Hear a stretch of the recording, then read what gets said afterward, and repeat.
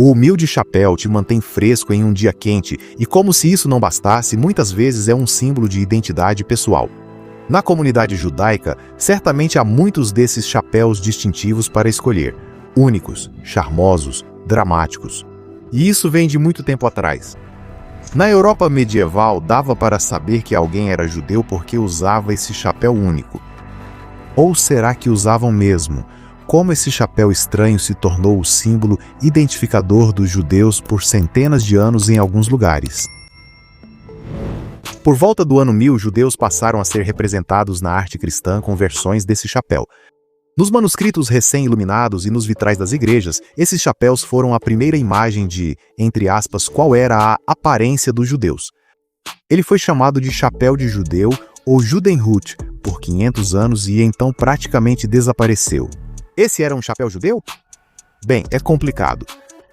Observe o chapéu frígio que você talvez reconheça dos Smurfs. Era símbolo de conhecimento oriental, antiguidade e autoridade. No final do século XI, um irmão chamado Godernes, da Bélgica, pegou uma versão desse chapéu e a usou em suas Bíblias iluminadas. Essas Bíblias continham iniciais ilustradas enormes, muitas com imagens de profetas judeus. Você pode perceber um padrão aqui. Havia outros profetas sem aquele chapéu. Provavelmente o bom irmão usou o chapéu frígio para indicar respeito à autoridade e antiguidade desses profetas, não à sua origem judaica. A imagem dos judeus com chapéu pontudo passou a se espalhar pela Europa medieval. Ela apareceu em vitrais de igrejas em uma placa inglesa, chegou até a Rússia, apareceu em coleções de orações iluminadas e livros de salmos, e então tomou um rumo sombrio.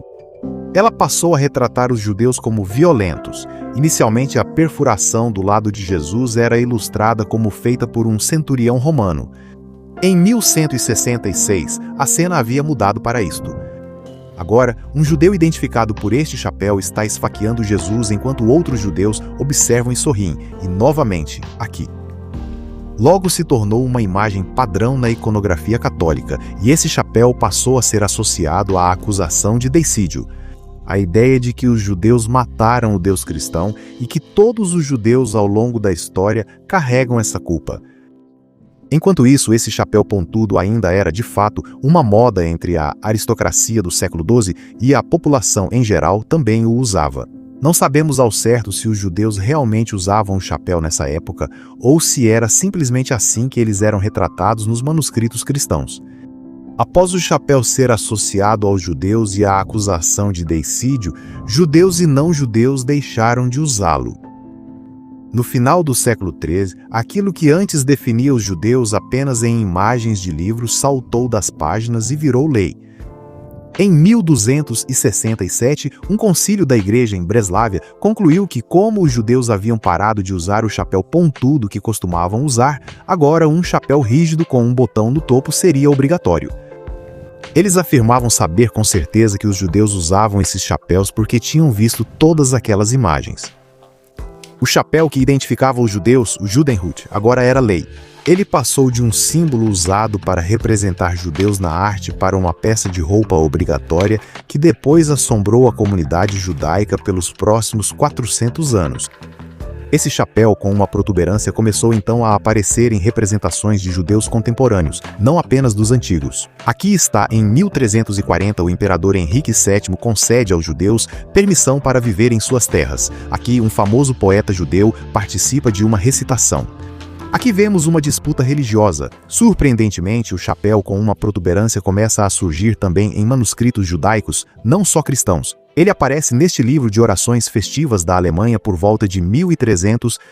Os israelitas usam chapéus cônicos, Arão usa uma mitra de bispo e Moisés usa o chapéu com uma protuberância, com o botão talvez deliberadamente coberto. Mais adiante no mesmo livro, um homem claramente usa o chapéu obrigatório.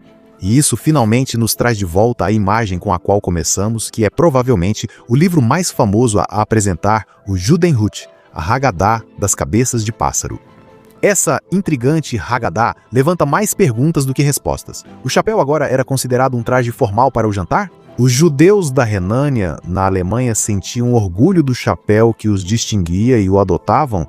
Às vezes tinham vergonha? Por que se retratariam assim? Há quem diga que livros judaicos na Alemanha eram controlados por censores que supervisionavam os desenhos. Outros veem os desenhos só como documentação. De qualquer forma, usavam esses chapéus. E claro, fica a pergunta, qual o lance com tantas cabeças de pássaros? Sinceramente, ainda é um mistério para nós. Um chapéu que começou como uma imagem em antigos manuscritos acabou se tornando um marcador obrigatório para a população judaica da Renânia, na Alemanha, e mais tarde estigmatizou também os judeus da Itália, antes de cair em desuso por volta do século XVII. Agora, a imagem do chapéu judaico está no lixo da história. Muito poucos sequer o reconheceriam. E ainda assim existe aquele vilarejo pitoresco hoje na Áustria. Cidade pitoresca chamada Judenburg, que significa Castelo dos Judeus. Não se pode culpar uma cidade por seu nome histórico. Mas o logotipo da cidade e o brasão estão por todo o site oficial da cidade. Lá está ele.